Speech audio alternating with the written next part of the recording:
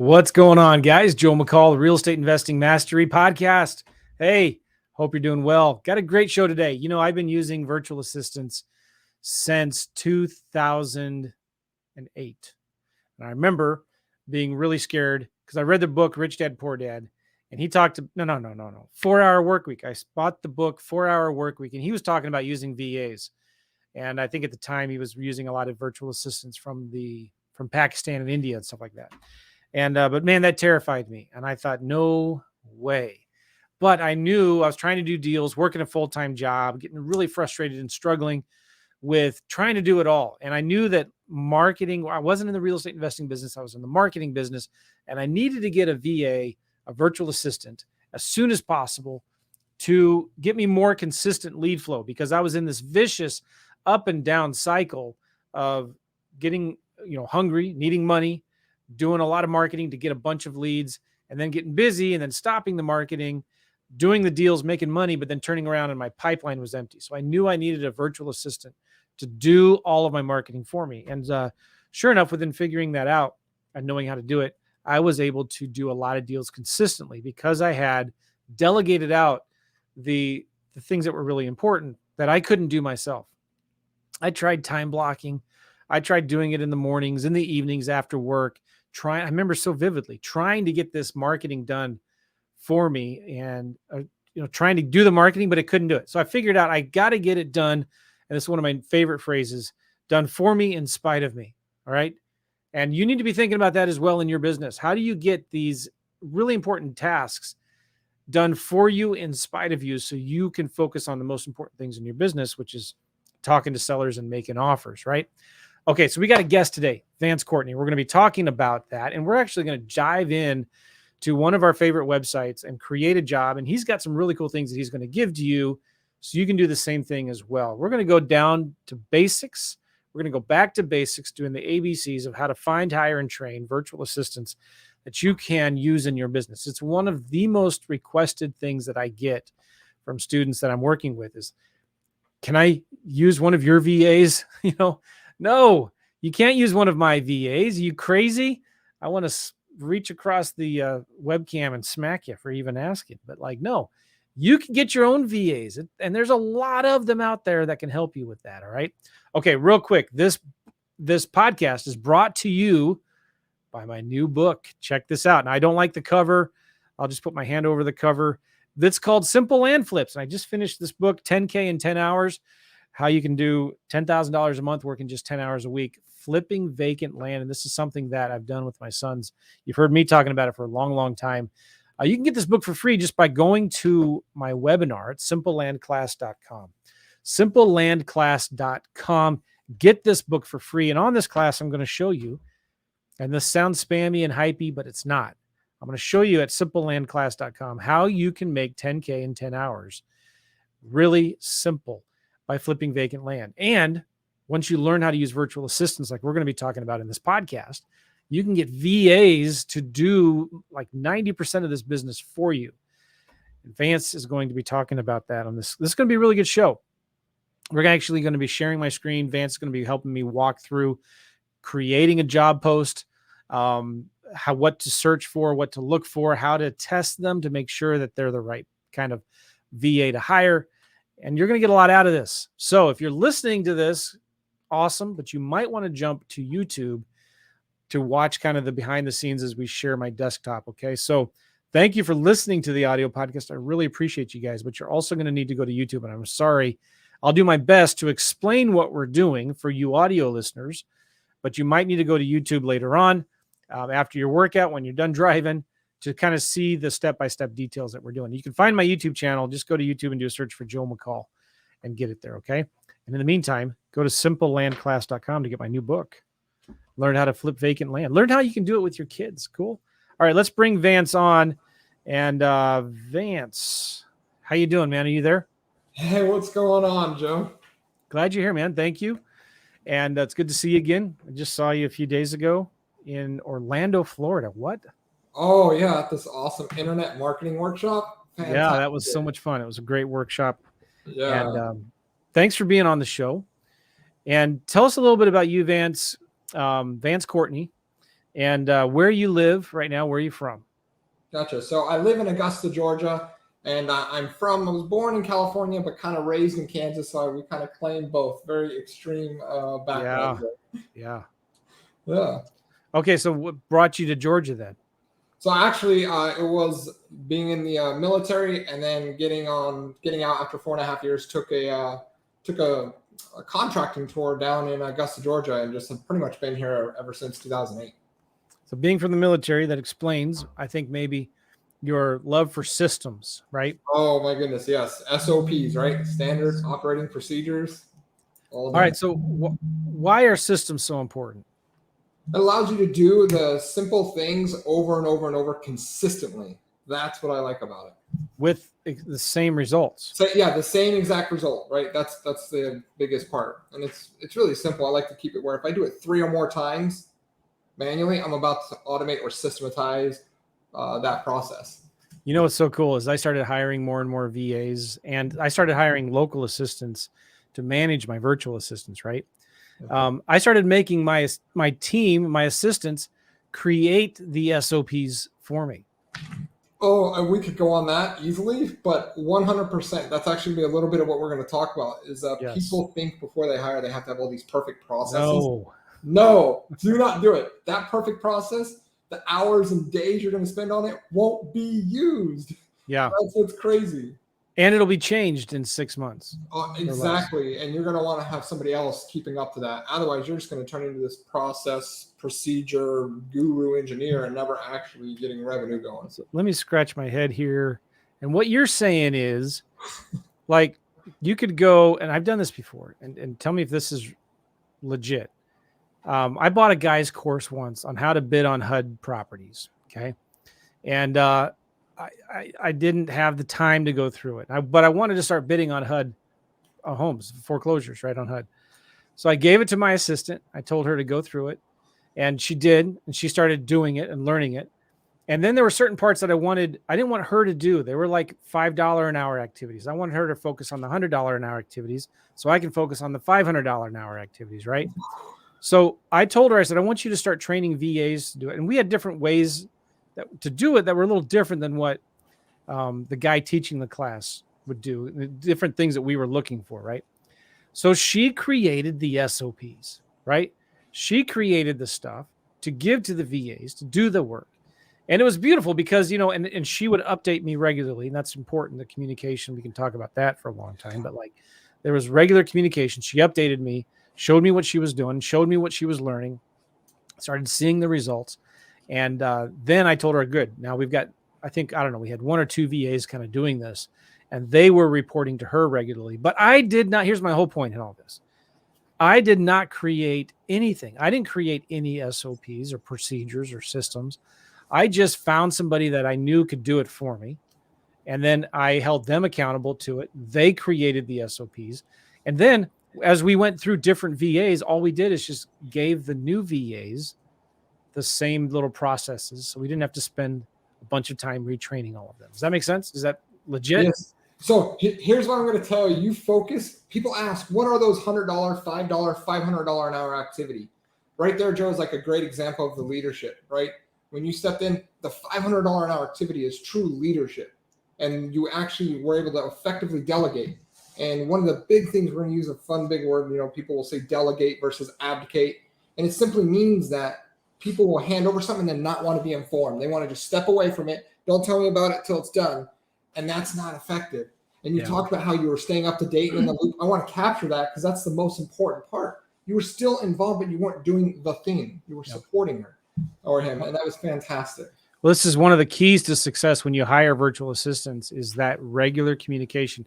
And at the beginning, I'd say you have to talk to them every day. It doesn't have to be for long, but especially at the beginning, checking in. How's it going? Is this working? I try to give them goals. I want you to send 20 of these things out every day. And I want you to go scrape 30 of these things every day. And then here's the thing. I tell the VAs, I want a scorecard. I don't even create it for them. I tell them, you create the scorecard, send it to me every day. and I want to see these numbers. But this is, tell me, well, instead of me talking, because you're the guest. No, you're nailing it. So these daily VAs, I mean, these VAs that you're talking to daily and communicating, and we're going to show you guys real quick how to find these VAs really easily. You are, why is that daily communication important, and why is like the accountability or the numbers and the scorecards important? So this is perfect. I'm going to use a fun, quick example. When I was overseas in the military, the enemies were constantly trying to attack one thing first. It's the communications tower. Because if you take down communication, you can destroy an entire military. You can destroy business, right? Yeah. Communication is the most important thing. This isn't a set it in a once a week meeting. They call it a daily huddle for a reason, a daily stand up for a reason.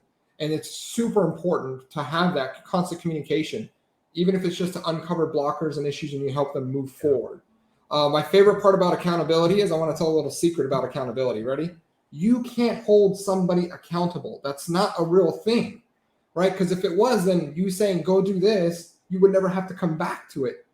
The way you do it is you get them to buy into the accountability. You ask them questions. This is why they got to set their own numbers, because that's buy-in. And then you ask them like how do they plan to achieve it? What can you do to help? That is buy-in, right? That is them now holding themselves accountable. Well, what happens if you don't get this done? Ask them what they would do, right? That's accountability. They're really holding themselves accountable, and you're just there as a teammate to help them move it forward. That's the huge part. That's so good. And I don't know if you can hear the landscapers. I forgot to, it's such a nice day today, and I forgot to close the window downstairs and the doors. So they're all open down there. So my apologies for the noise. Okay. Let's talk about your real estate experience, Vance, real quick, because we're talking specifically to realtors and real estate investors right now, right? Yep. So how did you get started into doing deals? Oh, it's really funny. I've been buying since 2008. I was in the military. I got advice to like get 2 retirements, military, and to pick up your properties. Just move every 2 or 3 years. The government will pay for your homes. Just hold on to them. So I started doing that in 2008, right? Yeah. Every few years moving. Around 2018, I'm like, this is very slow. How do I speed this up, right? I'm in Augusta, Georgia, fantastic rental market. But I didn't know anything about real estate. And I was like, where can I get the best deal possible? So I went over to Detroit. And I can imagine you're going to see how this story goes, right? Yeah, I got a turnkey property. What year was this? This was in 2018. So this was after the crash. But I'm telling you, in 2018, Detroit, my backyard is still really good. I bought a turnkey property for $60,000, rented for $950, and had a tenant in place. Well, here's where it gets fun. 2 months later, tenant leaves, copper stolen, gets flooded out because they jacked the water heater and found out there's foundation issues I didn't know about because I bought it without looking at it. Lots of mistakes made. Put 20 into it, had to sell it for 40. So I lost 40K on the deal, and I'm like, I'm not doing that again. How are these turnkey providers finding deals? So then I went into found wholesaling. Yeah. And what's really funny about wholesaling is because wholesaling doesn't really have a lot to do with the actual asset. If you just nailed it, we're a marketing and a sales company.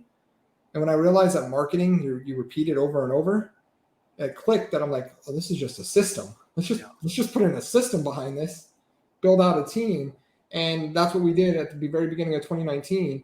And in a couple of years, scaled that very quickly because we had people in the place within a year. All right. So before we go into how to find the VAs, which is really simple, and we got some cool things that we're going to let you guys have for free that Vance gave us. What are some of the things you have the VAs do for you in your real estate investing business? Perfect. That question gets asked, right? I have them do from anything from marketing, anything that's really done on the computer. And I like to really simplify this. Do everything but talk to the seller. More or less what you're doing in the real estate, besides talking to the seller, can actually be done through a virtual assistant.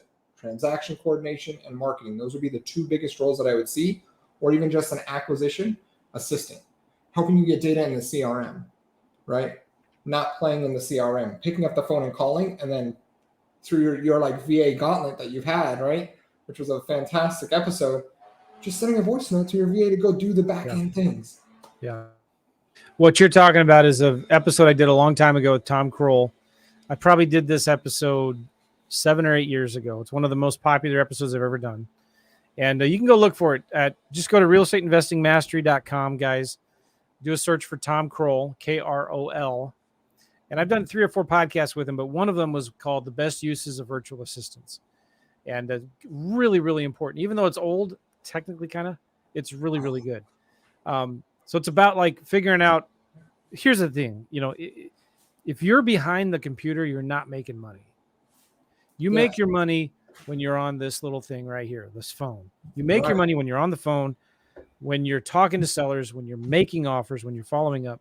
And so you're absolutely right. Anything that's done behind a keypad or keyboard, you can get a virtual assistant to do for you. And this episode, that Tom, when he was first talking about this, I'd heard of VAs before and I'd used VAs, but the way he was doing it was so awesome and amazing to me. And I'll just recap it real quick here, because this is kind of where we're shooting for. This is where we're aiming, right? Basically, most investors, most wholesalers, they're stuck behind yellow pads of paper. They're buried in Post-it notes, and they talk to a seller, and then 4 hours later, when they're finally at their computer, they're putting in the information into the CRM, and they forgot. Or they told that seller, man, I did this so many times. Okay, I'll send you an offer. I'll get back to you. Let me look into it. Let me look at my numbers, and I'll follow back up with you. I'll send you something. And then you forget, because you got 10 other sellers that you just talked to. You're looking at different houses, different deals, and things start falling through the cracks. And if you are not quick to put that stuff back in the CRM, you're going to lose that momentum. You're going to lose all of the rapport and the relationship you built with those sellers and buyers. So anyway, what Tom started doing was he found himself, like, again, way behind this computer way too much. So he got a virtual assistant, and he said, every day, Mr. VA, Miss VA, I want you to send me, and he got a special email address that only that VA had. First thing every morning, the VA would send him 3 emails, and in each email was all the information about that next lead that he needed to call: the seller's name, the seller's phone number, the address, any links to Zillow or whatnot, any information. And then Tom would look at the email, would call the VA from his cell phone or whatever he was using, and then chicken scratch notes on a piece of paper.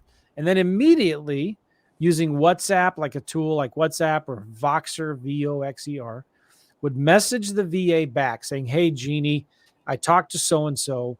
They said that the listing expires in 2 months, and I should call back then. They're open to negotiating. They're motivated, blah, blah, blah, all these notes. Remind me in 3 weeks to call them back and follow up with them. Go ahead and send them a thank you letter for thanking them for their time to talk on the phone or whatever. And again, remind me in 3 weeks to call them back. Boom.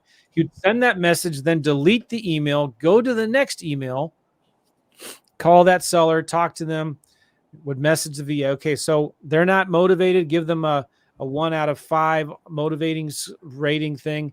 Go ahead and send them an offer for $30,000 in the mail, and then make them a cold lead and add them to our cold follow-up campaign. Boom. Guess who does all that manual work of putting that stuff into the CRM? The VA does, right? And what does Tom do? Makes the phone calls, talks to the sellers, chicken scratches his notes, deletes the emails, and when he's done, messages that VA back. All right, send me my next 3 things that I need to do. Real simple, because again, getting those VAs to do that kind of stuff for you is going to save up so much of your time. So you're not the one behind the keyboard. Yes. You want to add anything to that? No, the only addition I would say is we actually still use a very similar process to this because it's effective. As soon as you're done with the appointment, as soon as you're done, it's all in your head. And what we tell them is walk through the very beginning all the way to the end and just voice record literally out the thoughts, like what it is, because there's key motivational points, key important factors for needing to move, needing this, needing that, right? And capture, and you don't want to forget it. Yeah, so write down all your notes, because then your VA can take that voice message and attach it to that property record in your CRM. Yes. So you can see the history and all of that. And we used to even do this where all of the calls would be recorded inside of FreedomSoft, and I would tell the VAs to listen to that and keep the notes from that call into the notes section of that FreedomSoft. But anyway, exact same thing, actually, Joe. That's awesome. So important. I was just having with some friends last night, walking our younger kids down these residential neighborhoods to go trick-or-treating. And this guy's a senior level executive at a big international company. and he's presenting a budget for his department to his senior executives over him. Right. Anyway, he told me, he said, Joe, I want to sneak in to my budget, a line item for my own virtual assistant. I said, oh, right. Nice. Cause I've talked to him about it before. Right. And I said, do you think they'll let you do that? And he said, I think so. And I said, well, you just got to think about it in terms of how much more productive can you be focusing on the revenue generating activities if you don't have to do the little administrative stuff. Like for him, just stupid stuff like scheduling meetings and making sure the agenda is sent and the meeting minutes are sent or whatever. Like if he could have a virtual assistant with him actually in on those calls, taking the notes just for meetings, how many hours a week would that save him? Probably 4 or 5 hours a week in taking notes, sending the agendas, updating the minutes, tracking attendance, making sure everybody's notified, confirming everybody can be there. You know what I'm saying? Yeah. So I hope we'll find out in the next week or two whether he gets approved for this VA or not. But I told him, I said, listen, if it were me, I don't care. I would hire a VA out of my own salary and pay them to help me with this because it would make my job performance so much better if I worked for somebody else. So I got a little nugget about that. Anybody who's earning over 6 figures and doesn't have an assistant, I promise you, you're paying yourself $5 an hour on top of the higher rate because somebody else could be doing those things that are super, super mundane, right? And simple, like you're just talking about. If you're a 6-figure earner, even in a 9 to 5, a virtual assistant is like, you'll still benefit from that. And at minimum, it'll help with what you're doing today. It can even help you with the future on these real estate deals. So good. And well, Vance, somebody's saying, well, listen, I'm new. I'm just getting started. I'm kind of overwhelmed because I bought Joe's program and I'm going through it. And there's like a lot of stuff here. I've got a full-time job. Should I just hire a VA now or should I wait? So when do you recommend to new investors when they should hire a VA? Perfect. So one of the first things I'll ask is, look at your time, right? What you don't want to do is go spend money to go bring on a virtual assistant to then just go do absolutely nothing. That's a mistake that people will do is like they want to get to 10 hours a week, giving everything over. So if you're at 40 hours a week or more, you're already at that point, right? And that's going to be most everybody. If you're working 40 hours a week, coming home, taking care of some other things, running through your email, right? Trying to take care of these, that's the time to immediately start bringing on the support. I have a really good tip that I like to look is like, you don't have to bring somebody on 40 hours a week to get started. Yeah. You can just do it on a per project basis that you just don't even like. I have an example, like we have a great team, but I have to get some videos transcribed. I don't want to give that to one of my team members, and that's a short-term project. I'm going to leverage Upwork and put it out there, and somebody else will run through and transcribe it. And if they do really well with that and maybe other tasks, that's how you find the talent to bring on and bring them full-time eventually. Yeah. So if you're just getting started, you don't need to hire a full-time VA. You could hire VAs just to do simple tasks for you. You can hire part-time VAs. Yeah. What kind of budget do people need to be prepared for? If they're starting out, they just need a part-time VA. What kind of budget should they expect to spend? So just it's $5 an hour, 20 hours a week, right? So it's really that simple. About $100 for every week that you're going to want to use them. But I'm telling you, they're going to save up that much of your time, right? That's just the minute, like that's just, I say the starting point, because you should then immediately be getting revenue that beats that, right? You're spending $5. You should be, that's why as soon as whatever that time it frees up, do not fill that with more admin tasks. Like cleaning up your Podio and replacing that time is not effective. Replace that time with the $100 an hour task to $500 an hour task. Here's a very simple way to find out what that dollar an hour task is. Talk to the phone or do sales. Bring in revenue. That's the number one thing you want to do when you're outsourcing it. And that's how you get an ROI, and it's not a cost, right? I want to make that clear. A VA is an investment. A virtual assistant is a part of your team. Don't just treat it like an automated robot. That's where people will fail. They are a person and they are a team. And if you treat them well and respect them, I'm telling you, your whole world will change. That's so important. I mean, just the things we've talked about in these last 5-10 minutes have been so important. People that struggle with VAs you've heard of this, I hired VAs, it didn't work. I went through 4 VAs. None of them were good. Yeah. 90% of the time, the problem is lack of communication, and they don't treat them like an employee. They just give them some assignment and then think that they only need to talk to them maybe once a week. It's not like that. It has to be more involved with that. That's why, for me, I've got a big business, but I hired local assistants to manage the virtual assistants for me, right? Boom. Oh, that's good. Okay, so Vance, we wanted to share my screen. Yeah. And I wanted to show people how to find and hire these VAs, these virtual assistants. One of our favorite sites is Upwork. And I'm going to share my screen here. Will you talk a little bit about Upwork and why you like it? Oh yeah, it's first off, it's a great tool to trust with hiring a VA, because as they do the work, all their like stuff is being recorded. You're paying through Upwork, not directly to them. So it builds this like a third-party trust, as we call it, kind of like how we use PayPal to make payments to somebody else. Upwork is like that for the overseas, so you don't have to wonder, how do I get US dollars to some foreign currency? It's just almost like a software that you just get right on into, and it's massive, massive support. Well, that's really important. The other thing that's I like about Upwork, used to be called Odesk, but Yeah. it will you can see people's virtual assistants reviews that they've gotten received from other people in the past, right? You can see the kind of their job history. You can see if they're their own individual VA or do they work with an agency. And then you could, I recommend, my personal preference is don't work with agencies, work directly with one VA, right? Right with you. So then the other thing is it will, you just link your checking account or your credit card or your PayPal account. And when your VA can clock in, they clock out, it tracks their time, it records their screen, it takes screenshots. I don't know how often, but screenshots so you can see if they're actually doing the work they say they're doing. Yep. And then when their week is done, you have a small window. I don't know how long it is, a few days, where you can review the work. And if they're not doing what you paid them to do or what they're saying they're doing, you can dispute that. And then Upwork will get involved.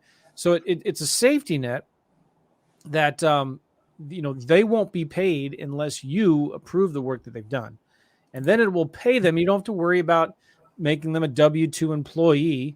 It's just it's a marketing expense that you write off. It's an expense in your checking account, business checking account, and QuickBooks, whatever, to Upwork. Does that make sense? Yeah, that's what's awesome about it. Yeah. All right, so I want to share my screen here, and what you see is Upwork, upwork.com. Oh, by the way, everybody, if you go to joemccall.com/Vance, I want to just mention this real quick because Vance was super gracious, and he said, because I said, listen, I want to do this podcast kind of like a class. I want to teach people how to find and hire a virtual assistant. Let's keep it really, really simple. And he said, great. So we're going to demo it right now, but Vance has also given us a couple different things that I want you guys to get your hands on.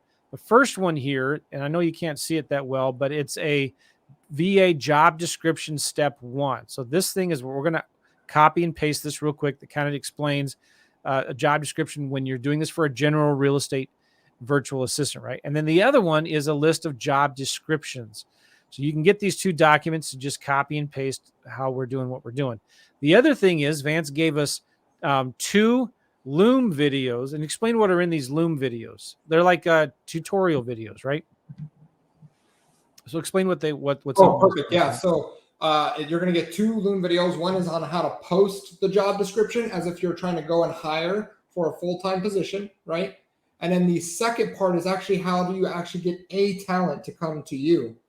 And so it's a 2-step process, and you have both videos there on how to go and hire a full-time. And then what we're going to go over is like going over finding like a part-time or specific job or task that you're trying to get done. And that should help you with just getting started right away. So I'm not sure I've got the right Loom video right now. I just clicked on the link and it's not sharing. Will you check that again?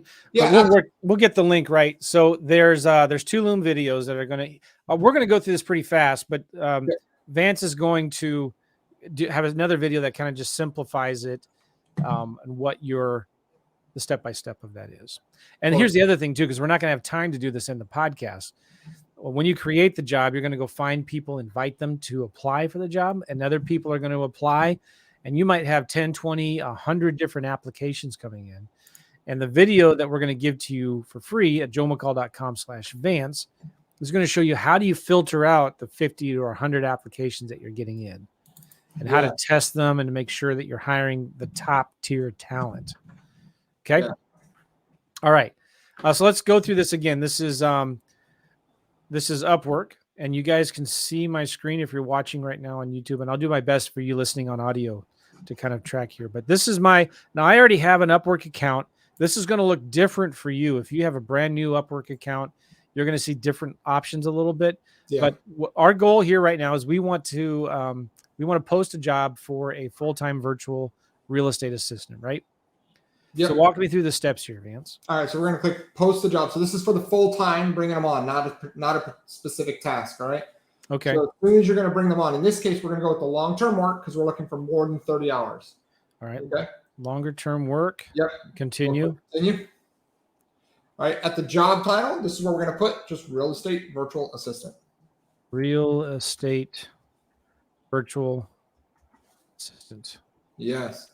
And then right off the bat, the job category went and selected it. General virtual assistant should automatically pop up. If it doesn't, I see it right there. Yep. So that's perfect. Okay. And then I click next skills. Yes. So after we click next skills, it's going to pop up. It's going to say add up to 10 skills. 3 to 5 really is just fine. So let's click virtual assistant. There, I'm just clicking that. Yep. And you'll see it. And then I will add in administrative support. I see that right there. You'll see that. And then I like to search for the word real estate virtual.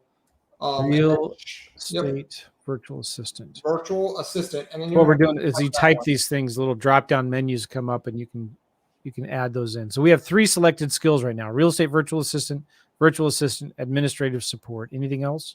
Those are the main ones that we'll want to hit off of because we're really looking for that general support. Okay. And, we're really targeting, hopefully, if they have some real estate experience, which would be great. Nice. What next? Right? And then we'll just go click on next scope. I actually don't even focus on any of those other categories. But you don't worry about virtual assistant focus skills. None of that's going to really matter. Okay. Yep. We'll click on scope next. Yep. And let me zoom in a little bit here. Sure. Maybe that will help. Estimate the scope of your work. So we're going to put more than 6 months. And then the kicker here is, I like to use, it just made a pop-up after you clicked it. And it's asking what level of experience you'll need.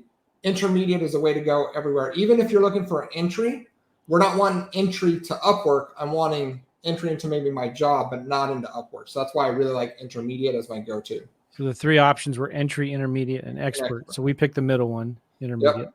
And then is this job contract to hire opportunity? Yes, because that's what you're going to be looking for. This is looking for a full-time opportunity. This is important. So this means you'll start with a contract, then later explore a full-time option with the talent. Your answer helps us better support your hiring needs. So we're going to say, yes, this is a contract to hire. Yep. So next is location, U.S. or worldwide? Worldwide. That's the benefit of what's coming here to Upwork. All right. Regions? So for the regions, I do like to source from the Philippines. So if you're getting started, just go with Philippines. And one of the main reasons is their culture is as close to as the U.S. for understanding and how we operate, with the exception of entrepreneurship. They just bring a lot of loyalty in general. And it's they already are familiar with working with U.S.-based people. So when getting started, just select Philippines. All right. So I selected the Philippines. Cool. Then budget. Next on the budget. Okay, so here's where I like to put the hourly rate. I want to put $3 to $9 an hour. I know it seems weird, but we'll get to it later on why I'm going up to 9 when we're like, but I thought it was $5 an hour. They are. People want to put much higher rates, but they're willing to come down much, much lower. Oh, yeah. Okay, anytime also, too, when I do project budget, like if I wanted to do a little project or a spreadsheet or build a little software or something, I'll put a budget of $500, but it's funny how many bids come in at $500. Yeah. But every single time when I message them back saying, all right, this is what I want to do, is $500 the best price, they'll always come back and say, no, we can do it for this. We can do it for that. So, Joe, that is good on negotiating right there. And when you put in the project budget, that's like for the single task that you're doing, you nailed it. And you'll be surprised when people start putting in offers, they'll even come in lower. Some will come in way higher. Everybody's negotiable though. That's the tip. For sure. All right. So we're doing 3 to 9 hours. Yep. And then we do review job post. Yep. All right. So my title, I should probably capitalize. I like to, yeah. Real estate virtual assistant. Cool. So, And now we need a job description. Oh, guess what? We have one, don't we? yes, just copy Because we went to joemccall.com/Vance. Bam. All right. So I'm going to copy this one right here. Yep. Now I'm not going to worry too much about you want to go in. Where'd it go here? Boom. Here you go. Paste it right there. Now let's just kind of review this real quick. SOS Home or whatever you are. Yep, your company. Joe McCall Home Offers. Looking for a full-time virtual executive assistant. You will be fully trained, but you'll also have your own responsibilities. You'll also own your responsibilities instead. Oh, sorry. No, you're okay. No, don't worry. You will also own your responsibility. This means that we will train you, but you will be an integral part of our team who will be responsible to hit our targets. We are a real estate acquisition company. We buy houses in several markets in, let's say Missouri. There we go. You'll be responsible for marketing, admin, management of leads, and other duties as assigned. We are not looking for a team member who just communicates by email. We are looking for a highly engaged team member who wants to be part of our team. You must be available to work full time. This is good. Monday through Friday, 9 to 5, your time zone. For me, I would do Central Time. And why is that important? Because we're setting expectations here, right? So why is it important that they're available from 9 to 5? Because that's when our team is working, and we want them to feel like they're a part of the team. Nice. And also, they're also in a different time zone. So if you just put 9 to 5, that really may be 9 p.m. to 5 p.m. your time, or 10 p.m. to 3 p.m. your time, or 7, right? Like, we don't know. So you got to be clear on the time zone. Cool. You must be available to participate on our sales meetings on Zoom, Monday, Wednesday, Fridays at 10 a.m. Our core values are important to us, and if you think these represent you, we would love to interview you. Please look at the attached Word document. We'll train you on all functions, but please familiarize yourself with job duties. When applying, this is really good. All right, I love this. All right. When applying, please write, I have reviewed the job description attached in the first sentence of your application. And I would add this. Yeah. And add a smiley face. But I love that you added that, because I'll even add in sometimes. So like that phrase doesn't matter. I don't care if you put, I have reviewed the job description. For the longest time, Joe, I said, when applying, please write purple monkey jumping. Yeah. Okay. Now, why do you do that? What's the point? Perfect. Because that means that they're actually reading the job description. And number one, I want somebody who's paying attention to detail. And if they're just clicking apply, they're already not a right fit, because part of our core values, right, is over here striving for better and integrity. Right. Nice. So I want them to read it. And then if they put that in there, it also becomes a nice filter when you're scrolling and they don't put that as a first response. Fast filter of notes. Yeah. Good. Yep. You want to make sure they follow instructions. That's it. They're detailed. Core values, selfless, ownership, strives, integrity. I love that. Project type, ongoing. You'll be asked to answer the following questions when submitting a proposal. So you're asking them 3 questions. Yeah. Are you available to work Monday through Friday, 9 to 5 Central Time or whatever? Is your internet fast enough to participate in Zoom? And what is most appealing to you about this position? So that last question is where it gets really fun when you want to deep dive. The fact that they may have read it, but what if, and this is where we come to that 2-part, you have attach a file, and now it's time to add in the job description. Are they taking the time to click on the job description, the job requirements of what the job entails? Because if they tell me what's most appealing and they only talk about core values, I know that that's all they read. All right. So I need to download this other document. That's a Google Doc right now. And I'm going to save it as a Word doc. Okay. Or should I'm going to save it as a PDF. Either one. Yep. I like PDFs more as well. All right. Then from here, I'm going to attach that file I just downloaded. Where do you get that again, Vance? joemccall.com/Vance. Okay. And what I'm doing now is I just uploaded and attached the PDF of this list of job requirements. And just real quickly, they need to manage, sort, respond to emails. They manage the calendar, confirm appointments, manage the CRM, manage monthly drip campaigns, coordinate client events, help with transactions, assist in scheduling and travel, responsible for profit and loss, receipt management, budget management, blah, blah, blah. Blah. I mean, this is all important. I'm not trying to. No, this is perfect. And feel free. Look, if you get this, remove things. And if you're like, well, what about this that I do? Add that in. No Yeah. problem. It's not a perfect thing. It's a high level overview. All right, cool.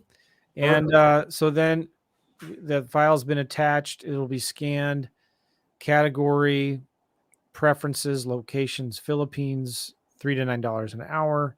Yeah. We're looking for one person. Do you have any additional screening questions or? So I actually don't do any of these optional things because of what we're about to do in the next step, which is the invite the talent, which is going to be done automatically. We're getting ready to post the job. So I'm going to post it right now. Yep. And that's your big step one. Just get the job out there. That was easy. I mean, it took like 5-10 minutes, and just get outside your comfort zone, right? And just go post it and at least see who applies. Even if you're not ready to go, like, let's just take that first step and just post it. Okay, so let me explain something too. When you create your Upwork account before you post a job, it's probably going to ask you to verify that you're legit, right? Mm-hmm. It's going to ask you to link to your business checking account so that, you know, when somebody does work for you, then they can get paid. Okay. Yep. All right. So we've got this job now. I can click on view job post, or I can invite freelancers. What should I do? So it automatically moved us into invite freelancers. And this is where people will mess up. If you keep scrolling, you're going to see people and you're going to say, oh, invite the job, invite the job. That's what I've done before. Yeah. Yeah. Let's not do that. Let's scroll all the way to the top. This is where the magic happens. Okay. Expand filters there. Right here. There's a button called filters. All right. Now here's what we're looking for English level. I want native or bilingual. Native or bilingual. Because I want them to be able to communicate with me no matter what. So we'll select that. Okay. Earned amount. I want $10,000+ earned. Okay. What does that mean? So that means how much have they earned through Upwork? So in other words, they've earned over $10,000 working with other people. So the big benefit here is I'm not going to get newbies that haven't earned $1. I don't know if they're going to be working or how well. I don't want brand new people on the platform. So the best way to get seasoned people are the ones that are earning money, right, on the platform. They've been working and they're getting more and more work. So I want 10,000+ earned. Okay, good. Job success? 90% and up. Oh, bam. Joe, they changed it. It used to be where you could actually check 100%, but they don't do that anymore. And we'll still tell you how you can do that. Because I want people with 100% job success. And that means they've been reviewed before by other people that have hired them. By multiple people. Now, hourly rate. I want $10 and below. Okay. Because this will create that filter. Now, hours billed. 1,000+ hours billed. Bam. Okay. So what this tells me is, and I want within the last 6 months. Man, this is way you're going way more granular than I've ever done. This is awesome. This is how you filter the big, because everybody's using Upwork. So this is how I filter it. And then at last activity, I want within 2 weeks. Within 2 weeks. So like last activity, there's another column, 2 weeks. Tells me that they're actively working. And we talked about this, Joe, right? Yeah. Only freelancers. We don't want agencies. So we don't want agencies. Why is that? Yeah. Well, because an agency is going to be somebody who's going to collect, like, in other words, they have a team of VAs that they'll start working and assigning to, and they're not going to be real employees and working with you. All right. And you get less, I say less control, and I don't mean that in a negative way, right? Yeah. But I don't want an extra layer of me connecting with what I'm going to treat as my employee. Okay. All right, good. So all we're doing now, again, is filtering out all of the people that they're suggesting we invite. Yes. Apply, right. Okay. Yes. And that's my favorite part about this. Now, in the category, let's go ahead and select the drop down here. And this is where it really matters if you're like transcribing or doing anything. In this case, we're going to go with admin support. Admin support. And then virtual assistant. At the very bottom. Admin support, virtual assistants. That's the category we're looking for. Somebody who can just help us with virtual assistant jobs. Now you think you're still ready to scroll and click invite? I do one extra step, Joe. Okay. So let's go ahead and scroll down. It takes 2 seconds to do this. I want you to click on his profile picture. The very first lead we see or person we see, we're going to click on it. Okay. We're going to glance at it. It says 96%. That's a no. So back out of there. Why is that a no? I only want to work with people that have 100% success rate. Holy smokes. I have somebody who gave a bad review. When I'm talking top talent, I want somebody who's worked a lot and got 100% success because they're going to work well for me. All right. So back out. Yep, back out. So this takes a little bit of time, but you also only have 30 invites. So let's take our time on the upfront to save on the back end. So we'll click on the next person. 99%. 99, back out. Oh my gosh. But because they're there. You don't think they're there, but we'll click on them. We'll go through it. 96, back out. So it is a little bit of an extra step that I do here when 100. Bam. Now this guy's in Pakistan. Is that all right? So for me, it is okay. We could have, here's how we can fix that. Let's actually back out of this. That's a good point. So I forgot one extra step. I got overly excited here, Joe. We'll scroll back up to the top. And the last part was like their, where's it at? Search locations. Yes, the locations. Thank you. Type in Philippines. Yes. So that way we can stay there. There we go. Now we're going to scroll down and start the same. Now, some people saying, well, I thought we said we wanted the Philippines, but this is now filtering the people we're inviting. Yes, there we go. Exactly. Okay. That's the difference. So let's go ahead and click on that first picture. Chrysalie, 100%. Boom. Right. And here's another tip I look at. So scroll down just slightly, and this is how you know you're going to have a really good candidate. Let's see. Sometimes, and it's not in this case, so we'll just go back up. What it'll tell you is how fast they respond too. Oh, yeah. So if they have 100% success rate, let's set invite. And so we click on invite. Click invite. Yep. And you have 30 of these. And I just leave the default, which is fine, and just send invitation because we've already done all the front end work of filtering for top candidates. Nice. All right. So then we're looking at Ramona, who's next. Yep. Now she says $10 an hour, 100% success. No problem. Here's why. So actually, great tip. Scroll down and let's look at her hourly rate of what she's actually been doing. She says she wants 10. $6 an hour. Yep, $6 an hour, and then look, fixed price. Fix something for $5 an hour. Yeah, if you can give her consistent 20, 30, 40 hours a week of work, they're willing to negotiate on there. 100%. Right, even though she's saying 10. Yep. Okay, cool. So I click invite. Yep. Send invitation.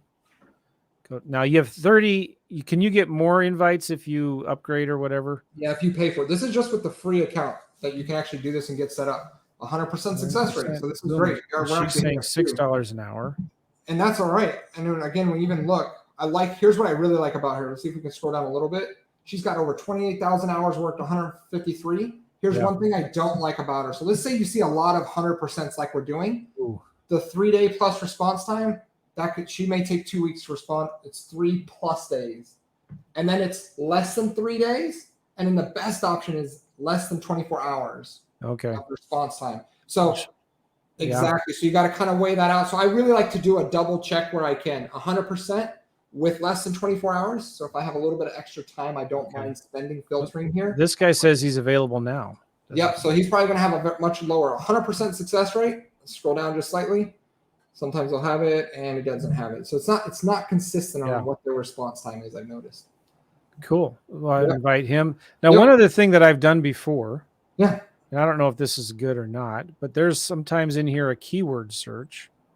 Mm-hmm. And can I do it right here in the search? Yes. So I actually recommend that when you're hunting for specific jobs. Like let's say I want somebody with FreedomSoft experience. I type in the word FreedomSoft, click search. The more filters you can do on this front end, Joe, right, like we're doing here, the better chance you'll have for talent. So in this case, it didn't find it. Didn't come any. But what another one could be maybe Zillow. Yeah, there you go. If you want somebody who is an expert in Zillow, for example. Will we have anybody? Yeah, boom, there we go. And then so we'll click, and that what it's doing is when he searches for Zillow, it's actually looking at a lot of like their job experience or history. Yeah. And so this one looks like it's been a transaction coordinator, 100% success rate, 16,000. She's done 7 jobs. Boom. Yeah. Awesome. Click invite. All right. Now, real quick, because we've got to wrap this up. My wife texted me and reminded me that I need to go pick up my girls. I already have 4 proposals. Those are your invites that you sent, right? Oh, no, these are people that are people already coming in. That have already replied. Already. Yep. So here's how I filter. I'm glad that we got this already. So 100% job success is what I'm looking for. This one, the first one is 100%. Yep. But the next one, immediately no. I don't want 86. So I give them a thumbs down. Right. I will not be. It won't work with them. Even though this next person, here's what I like. Remember your criteria still. So let's look at the top person. 100% job success and has earned $10,000. Yes. That's awesome. That's going to be a great candidate I chat with. Like I can thumbs up her. Yep. That kind of like shortlists her, right? Exactly. This is your fast way of filtering. Now, Abigail's got 0 hours earned. What do I do with that? I personally wouldn't go with that because we don't know. Like, again, we have these criteria. This is where you differentiate All right. between A, B, and Thumbs C. down. Yep. This one, 100% job success, but doesn't say how many hours. Right. So here's a cool thing. Just click on her Oh, she's profile. associated with VA House. Oh, so that's an agency. So let's click on her. That's a good point. You want to click on her name? Yeah, click on her name or profile picture. I think the name should just pull it up. Top rated plus. So it looks, I don't have any information. Yeah, I don't like agencies. Nope. This is a great example of like, let's not say we did on there. This might be some stats of the agencies or something. I think so. This is where I don't normally filter through the agency. As soon as I see a chance of who they were, I just filter that out. Yeah, you could look into that because she's got a video here. Yep. I wonder if if you looked into that, if that would tell you more about her. And you're giving it really good tips here. Take your time on the upfront part here. You'll save yourself of all those fears and concerns because this is where take that time to triage, right? Take that time to. Yeah, I'll shortlist her. And that just means that I can interview her. Let me refresh my screen here, see if I've got any more. And people are active. I have 2 shortlisted. I got 96. Yeah, already got some more that have been. This guy Onik, 96% job. Yeah, Bangladesh. And I'm just a stickler with that. You're a stickler for that 100%. I am when I'm hiring somebody at the very beginning, and when you're learning too, right? Yeah. All right. Yeah. I've got to hurry up and go here. Sorry, I'll keep you here all day. This is so good. This is so good. Maybe we should do a part 2, Vance. Would that be all right with you? I would love that. Let's do a part 2 because let's talk about once they're applying. Now, how do you pick one? Yes. There's some really cool things I like to do. I'd like to see what you do with that. Yeah. But in the meantime, we're going to do this in part 2. So in the meantime, guys, go to joemccall.com/Vance, joemccall.com/Vance to get the free stuff we just talked about, the job description, the requirements, and then the Loom videos. Vance will have 2 videos in there that kind of walk through step by step how to get through all of that. All right, Vance, got to go. Appreciate you being on the podcast. I'm looking forward to part 2. This will be really good. Thank you so much, man. Thank you for having me on. I appreciate it, Joe. We'll see you guys soon, everybody. Bye-bye.